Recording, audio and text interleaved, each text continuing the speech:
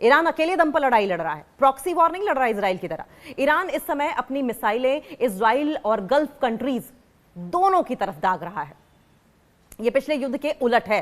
पिछली बार डिफेंसिव खेल रहा था ईरान, अब की बार ऑफेंसिव खेल रहा है और बार बार इस बात की वार्निंग भी ईरान की ओर से दी गई थी। इससे पहले तेहरान ने खाड़ी देशों में केवल कतर के अल उदैद बेस पर अटैक किया था। अमेरिकी policy research centre American enterprise institute के तहत चलने वाले क्रिटिकल थ्रेट्स प्रोजेक्ट के मुताबिक युद्ध के पहले 4 दिनों में ईरान ने इजराइल पर लगभग 36 बार मिसाइलें दागी। और ये जो सिलसिला है, ये मिसाइलें दागने की जो फ्रीक्वेंसी है, वो हर दिन के साथ बढ़ रहा है, हर दिन के साथ तबाही मचा रहा है ईरान। पहले दिन सबसे ज्यादा 20 बार दागी गई और हर बार में औसतन 2 से 3 मिसाइलें शामिल थीं। दूसरे दिन से ये जो रुझान था, ये फ्रीक्वेंसी थी, वो बदली और अग्रेसिव हुई। ईरान ने और ज्यादा अटैक्स किए और ज्यादा मिसाइलें बरसाईं। रोजाना की मिसाइलों की ये लहरें बढ़ती चली गई, जबकि दूसरे तीसरे दिन, उसके बाद क्रमशः तीसरे और चौथे दिन और बढ़ी। और इसी दौरान इजराइल की ओर से दागी गई हर लहर में मिसाइलों की औसत संख्या भी बढ़ाई गई, लेकिन ईरान ने उन्हें निगेट कर दिया। अगले दिन की बात करें तो मिसाइलों की संख्या बढ़ा दी गई थी। तेल अवीव हो, हाइफा हो, तेल अवीव यूनिवर्सिटी से जुड़े institute for national security studies ने अंदाजा लगाया था पहले ही युद्ध की शुरुआत में ही कि 4 मार्च तक ईरान इजराइल पर बहुत सी मिसाइलें दागेगा।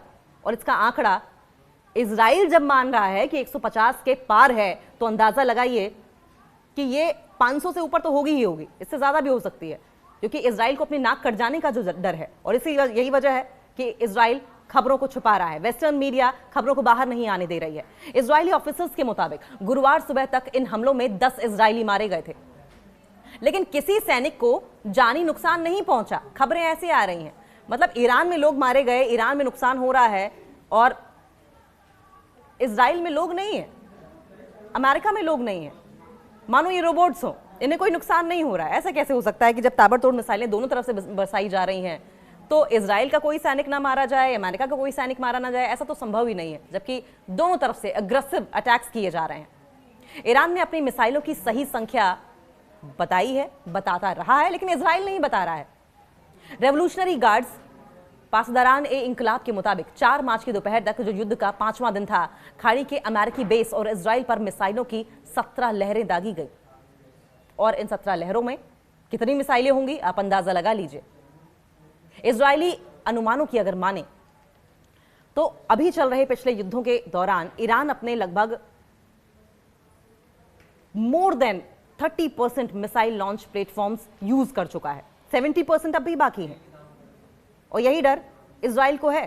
क्रिटिकल थ्रेट्स प्रोजेक्ट के मुताबिक इससे मिसाइल यूनिट्स के बीच तालमेल जो है उसे बनाकर रखना होगा और इजराइल की कोशिश होगी कि ईरान के इस प्रोजेक्ट को कमजोर किया जाए, उन्हें रोका जाए, जिससे कि आसान हो सके ये लड़ाई इजराइल के लिए, जो कि आसान होती दिखाई नहीं दे रही है, क्योंकि ईरान झुकने को तैयार नहीं है, ईरान जरा सा भी मानने को तैयार नहीं है। अमेरिका और इजराइल उन टीमों को निशाना बना रहे हैं जो लॉन्चिंग कर रही होती है, इन मिसाइलों को लॉन्च कर रही होती है। क्योंकि ईरान की मिसाइलों का मुकाबला नहीं कर पा रहे हैं, तो उस टीम को निशाना बनाए जो इन मिसाइलों को लॉन्च कर रही है। बस यही बचा है ऑप्शन इजराइल और अमेरिका के पास। ये काम या तो फायरिंग के वक्त होता है या उससे पहले। हालांकि ये कहना मुमकिन नहीं है कि कितने प्लेटफॉर्म्स अभी एक्टिव हैं ईरान में, अंदाजा ही नहीं है इजराइल को इस बात का। भले ही कितने आपने जासूस ईरान में छोड़ दिए हों, लेकिन आपके जासूस भी ये अंदाजा नहीं लगा पा रहे हैं, ये नहीं बता पा रहे हैं कितने मिसाइल लॉन्चिंग प्लेटफॉर्म्स हैं।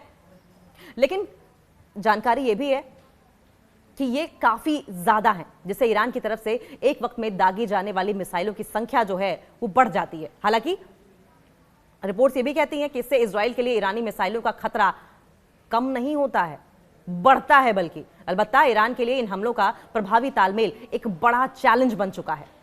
ईरान ने खाड़ी देशों पर ज्यादा मिसाइलें बरसाई हैं, ऐसा इजराइल भी कह रहा है, जो सच भी है। और ऐसा नहीं है कि ईरान की ओर से ये मिसाइलें आवाम पर बरसाई गई हैं, बल्कि अमेरिकी मिलिट्री बेसिस पर बरसाई गई हैं। ईरान ने साफ कह दिया है कि जो भी मदद करेगा इजराइल अमेरिका की, हम उसे नहीं छोड़ेंगे।